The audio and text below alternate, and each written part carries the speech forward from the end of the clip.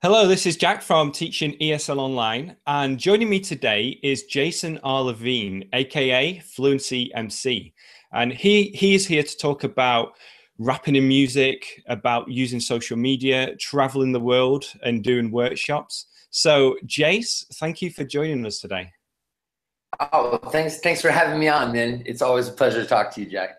And you too. So, firstly, could you just give an introduction to your background and talk about, your teaching history and what you've done so far in your teaching career? Sure. Well, I was actually a psychology student as an undergraduate, but I was really interested in education and a bit in linguistics as well. But when I graduated, I went into a doctoral program in psychology that I didn't finish. Went into the music business from there, and then decided I did want a graduate degree, but in teaching English as a second language. So I got a master's in TESOL from Hunter College, the City University, New York. And actually, right before that, I did the CELTA to see if I, was as into this as I thought I was, and I really was. So I did the master's after that. But following the CELTA, I didn't teach abroad. In fact, I didn't teach abroad for a long time.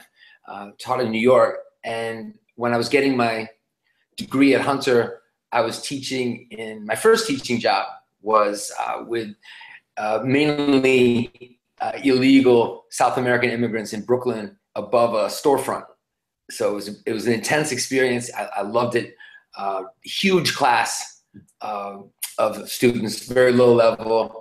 And so I really just got thrown in, and it was an amazing experience.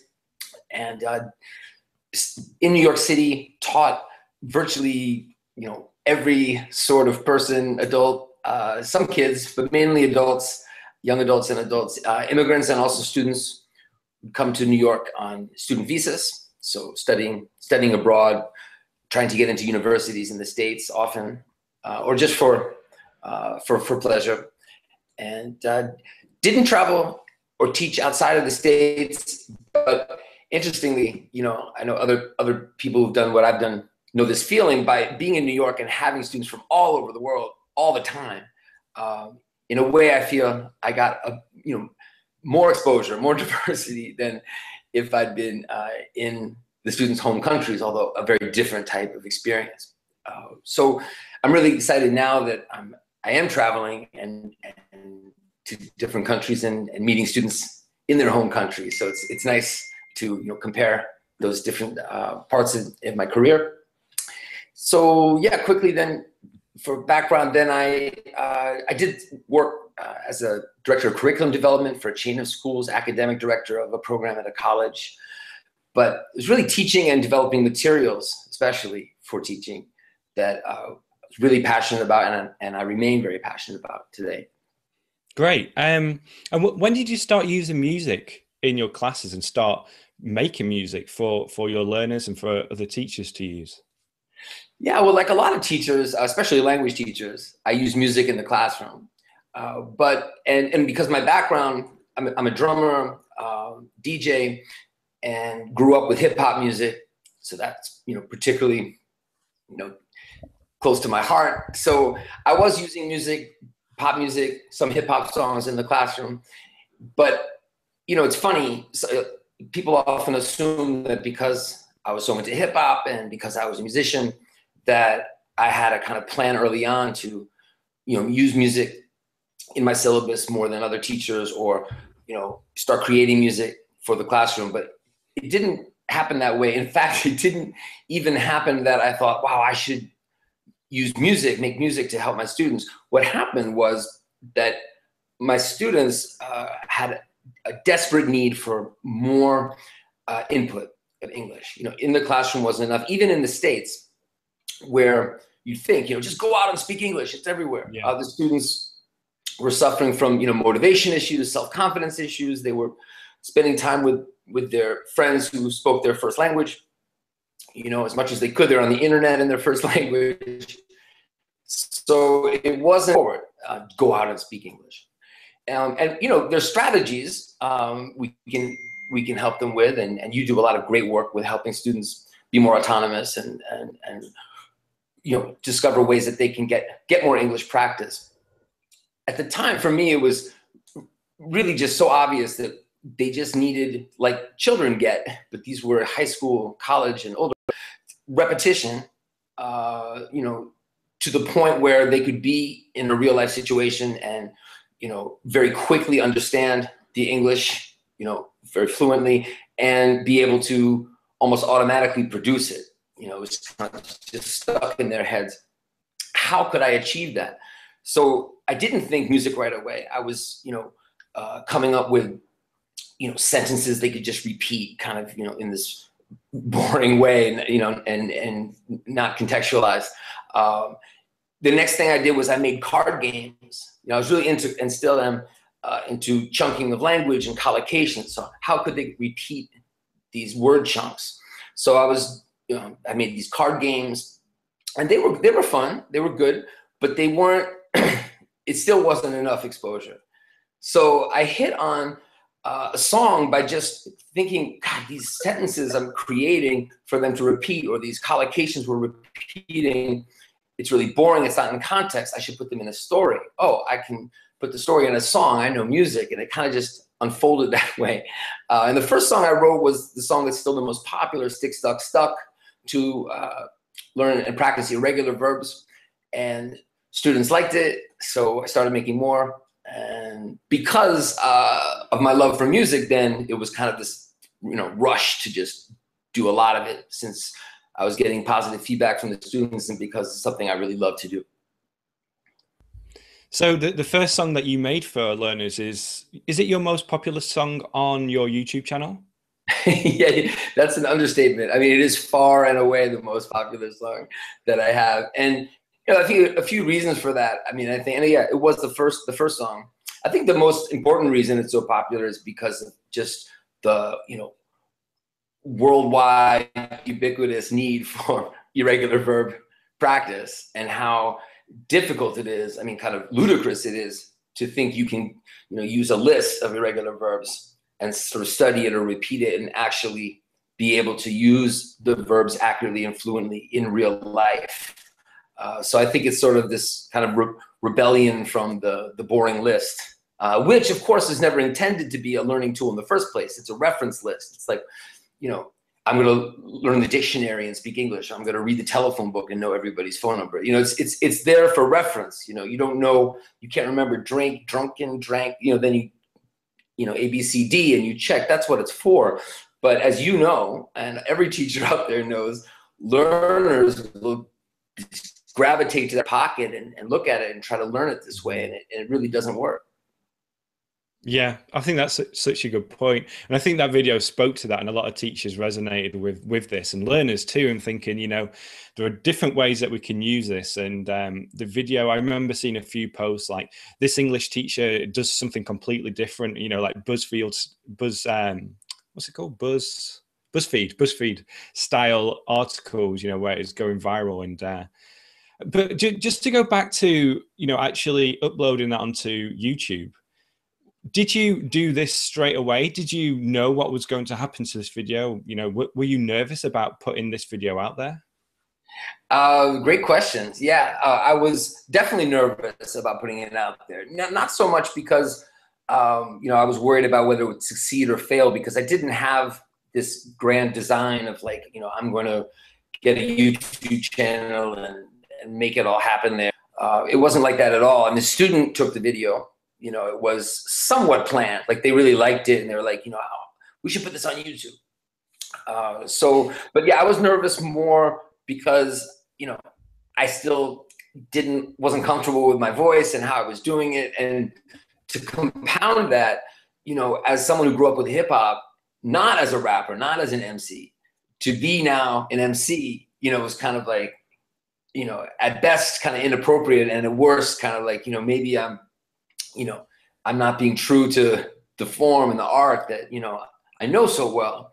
It's one thing for someone to get up and kind of, I'm going to rap, and they don't know anything about sort of the culture. And it's kind of like, okay, but, because I was, in this culture, it's like, and I'm not a rapper. So it's really my students who made me feel more confident about that. Come on, just do it. It's great. It's helping us, So it was really about the if this is helping them, then, you know, and I'm enjoying it.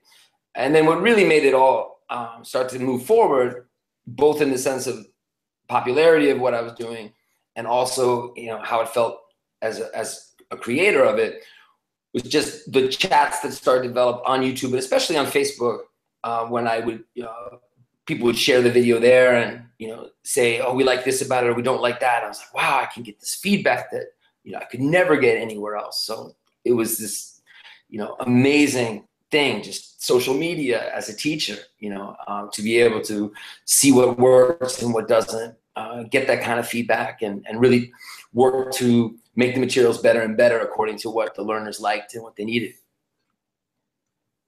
Great. And I just want to talk quickly about the materials that you've created around the different videos that you've made. So on your website, you have free downloads for teachers. Yeah, well, the website, my website is definitely still hasn't been set up the way that I wanted to. And I'm actually going to have fluencymc.com coming soon for learners, and jasonrlevine.com for teachers, the more training side of things. So it'll be a lot easier. There'll be a lot more stuff up there, and there is stuff up there, but it's I haven't really done enough with it, because truthfully, I haven't really felt until recently ready, in the sense of going back to what I said, knowing really what learners need and teachers need.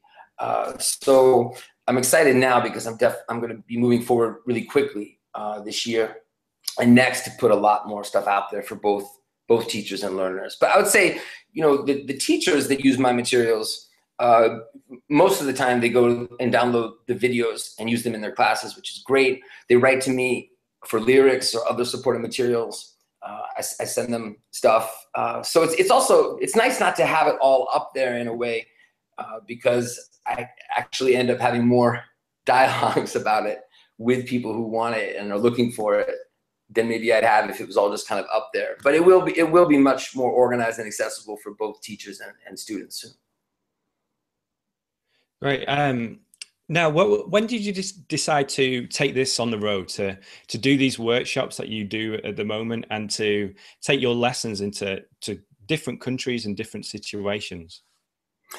Well, that question ties directly to sort of where I just was explaining about how it started out. Because what happened was, you know, I put stuff on YouTube, but as I said, I didn't have a scheme. I didn't have a plan. Okay, I'm going to put them on YouTube, and then I'm going to do this or that in social media.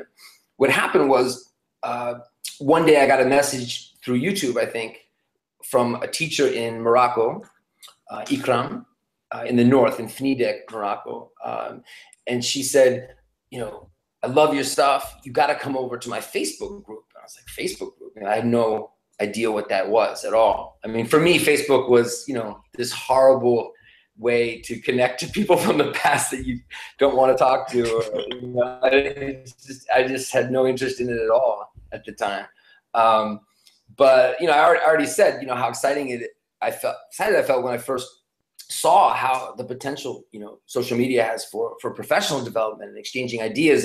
And there was really, you know, this one moment that I'll never forget, which is when this teacher said, come to my Facebook group. I went there, and there was my video that she had posted, and all these teachers from Morocco were commenting on it, you know, and it was, you know, it's on YouTube, you know, as we all know, it's much more static. Like the dialogue, you know, it's not as easy to get a kind of real time thing going. Right. And with Facebook, it was, you know, it was just like, wow. So anyway, this connects to your question, because that teacher said, you know, you should really come to Morocco. And I was like, wow, you know, I would love that. You know, and we thought, you know, maybe right into the embassy would be a way to do that. So that's what she did. And fortunately, the woman who is the RELO, the regional English language, why am I forgetting it? The regional English language officer, for the embassy, who's in charge of all the programs that the Department of State funds in a region. So they're all over the world out of the embassies. She was like, you got to come. We're going to bring you over here. So I went to Morocco, and sort of things followed after that. I became an English specialist with the Department of State. So I went to, I did teacher training programs and worked with students in Tunisia, in Mexico, in Palestine, Israel, Jordan, Bahrain, and those programs sponsored by the State Department, just fantastic ways to meet teachers and students that, you know, it seemed many who had not, so it's the opportunity to show them what I do and start building relationships that way. And then, but I was doing them sort of sporadically. Now, more recently, I started working with Gallery Languages, which is based in England and in Italy, but now it's expanding to many different countries.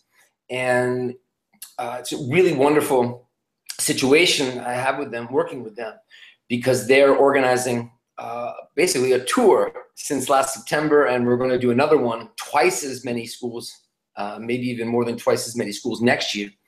So, you know, for as a teacher, you know, who really loves most to create materials and make these on the learning side of things, it's wonderful to have a company like Gallery Languages that is promoting it, handling the logistics of the traveling and all of this. So it's been outstanding. And which countries have you been to recently? Recently, I've been going to Italy a lot. I'm going there next week. I'm going to Greece for the first time in a few weeks. I'm very excited about that. A lot of teachers and students that I've connected with the last few years in Greece, so that's going to be very exciting. France, I live in Paris. Been doing a lot of schools in France, Belgium. I went to Belarus not too long ago. A few trips have been planned and out, but they're coming up. So Romania for sure, Germany for sure, Russia, and then South America has we've been trying to plan that, but we don't have anything definite yet. But I think it's coming soon. Fantastic. Wow. So what do you like most about this? Like, is it I mean, there's so much to like about it. You know, you're connecting with learners, you're traveling, and is it something you see yourself doing for the long term, you know, continuing to go into different countries and different schools?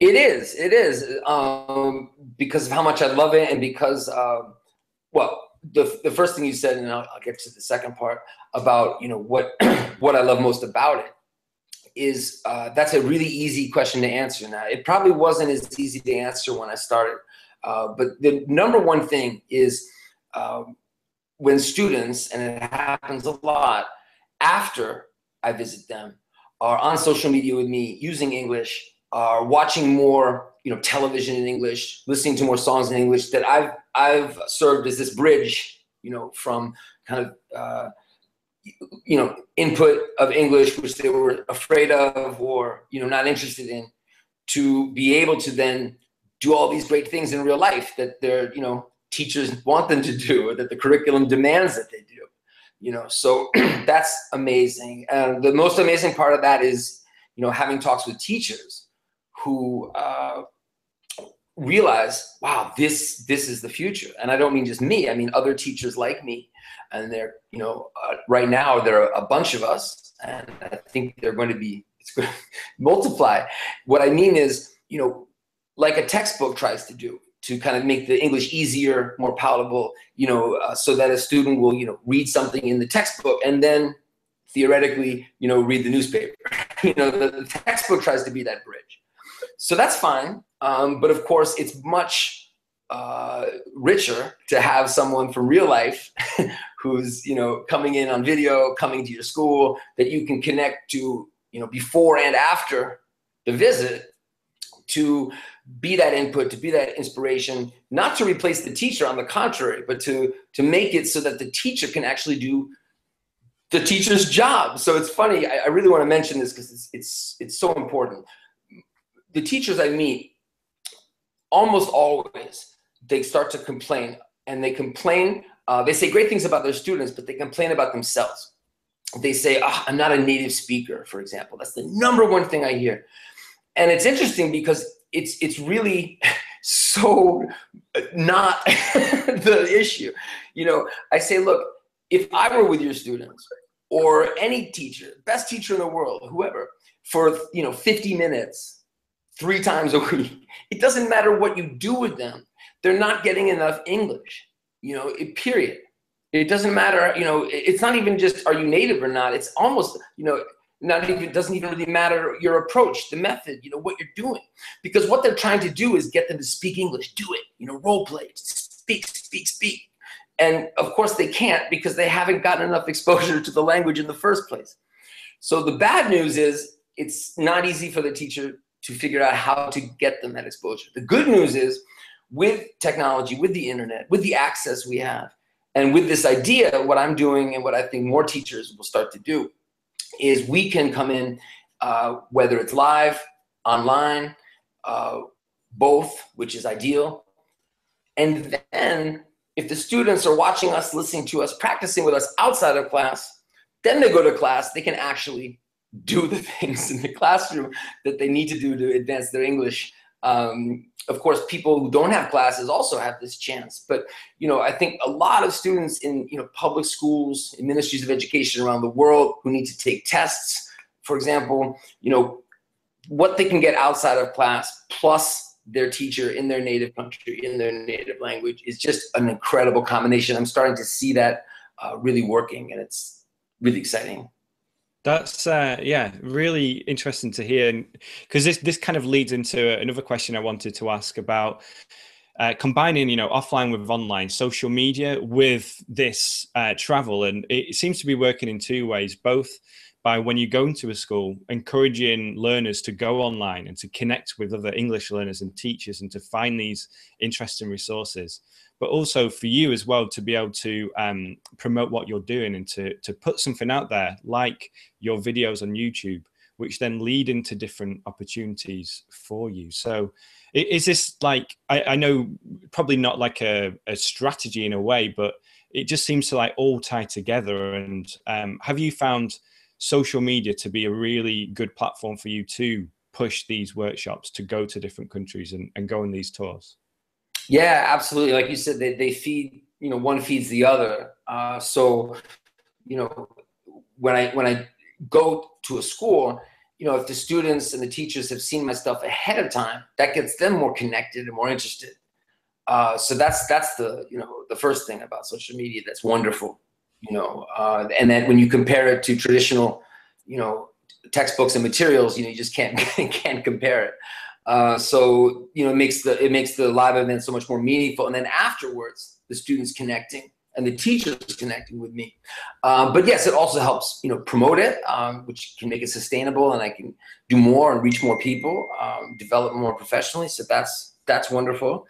And then, as I said before, I think, it's also about, they connect with me on Instagram, Facebook, and then they're also more active, following other teachers and connecting with other students in English. Using English in real life in social media is just, I don't think there's anything that, as far as that old feeling of, go out and speak English, especially if you're in your native country, and then the opportunities in social media are the same as that anyone has.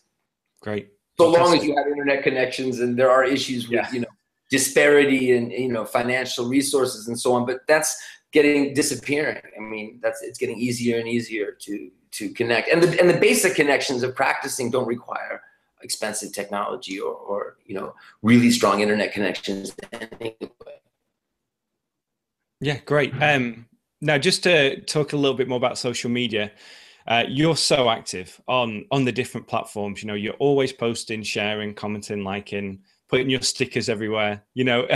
How often how long do you spend on social media a day? And do you sometimes see it as a chore as opposed to, something that you enjoy doing? Or is it just that you enjoy doing it and therefore everything just comes together? That's a great question. I went from feeling like, really excited about it and it being very fluid, with getting my stuff out there, because I was so, looking forward so much to the feedback, both positive and negative about what I did, because it could help me develop it more and more, to feeling like it was more of a chore, but only because I was doing it for as a kind of day job with a couple of companies. So it wasn't really, I was posting and doing things, more according to what they wanted. Doing it in my style, but still. And I didn't hate it, but, now I'm back to, I'm really completely independent now. And so I find that social media work is really a joy. I think I would hate it if I had more of a planned science to it. I mean, I think there's a lot of science to it, but it's not, I don't use, I don't plan posts and time them and put them out on Buffer or any of those. It's really just the feeling at the time. And so that's what I love about it. So it's kind of improvisational, it's the musician in me or the DJ, when is the right moment to share this or post that or say this. So I feel definitely in a groove with it. And I think also it's not, part of it is getting better at it and knowing what you like about it and what works. But another thing that's interesting about it is, the more you do it, the better you get at it. What happens is Facebook, for example, the algorithms start kind of going your way so that, in your news feed, what comes up is really the stuff that, you would have searched for if it didn't come up.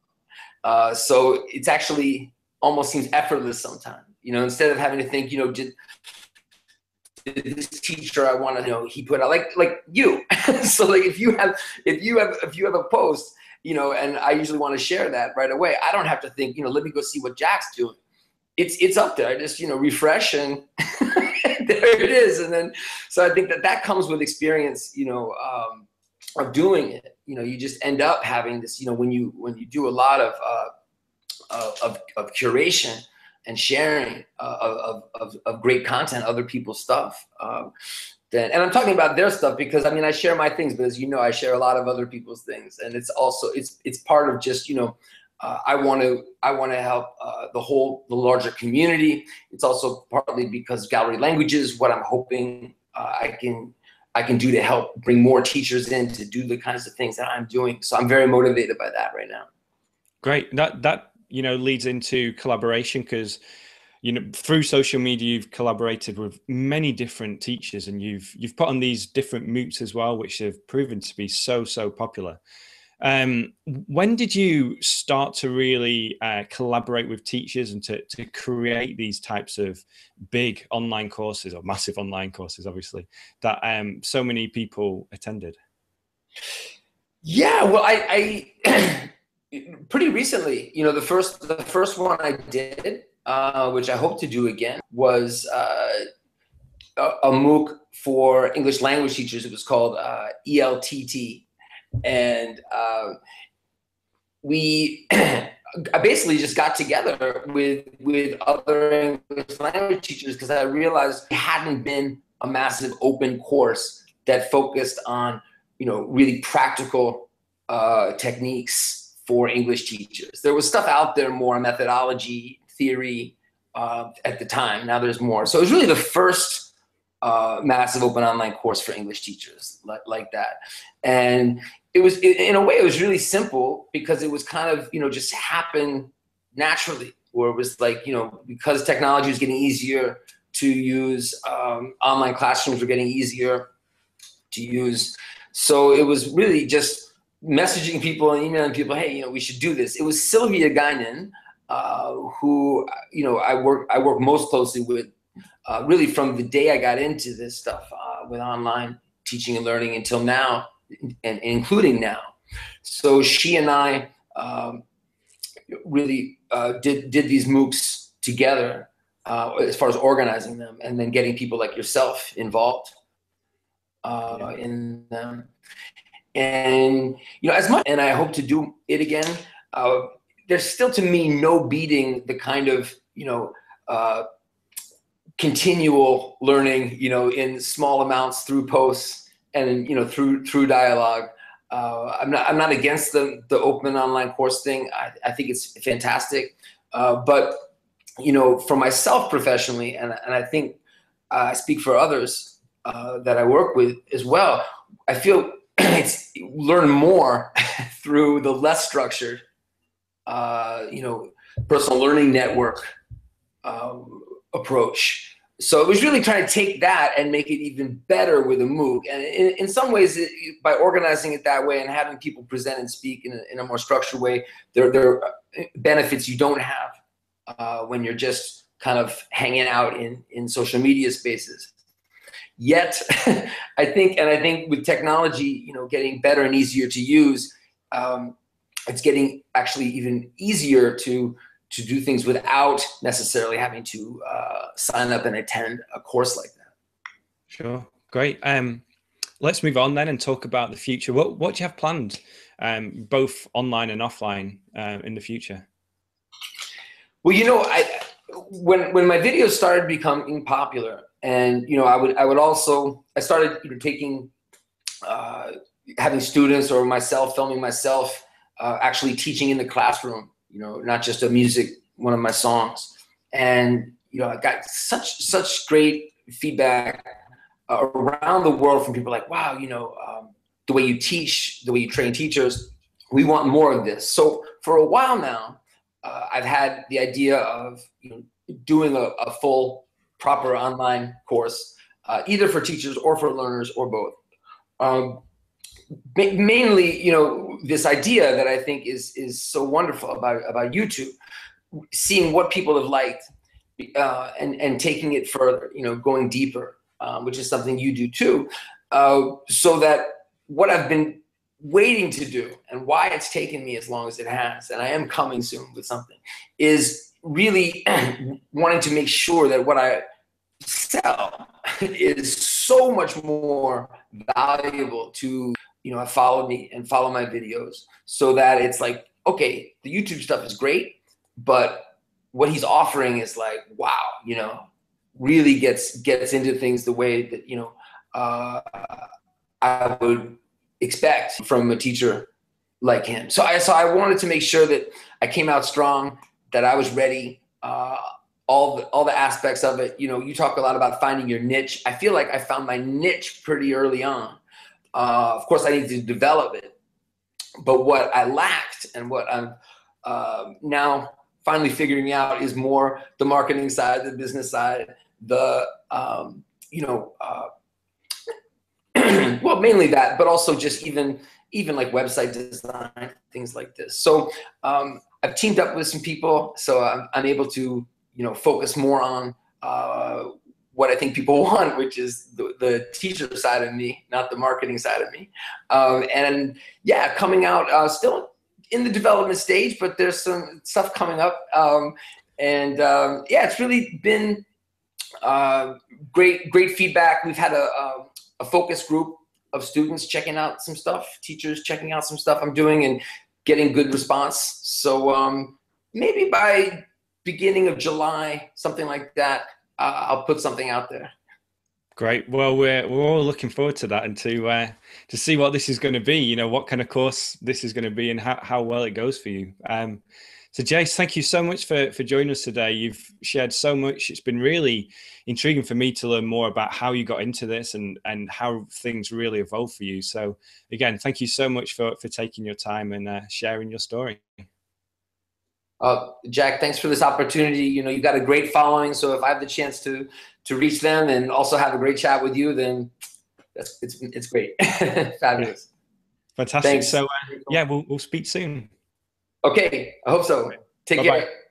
Thanks. Bye.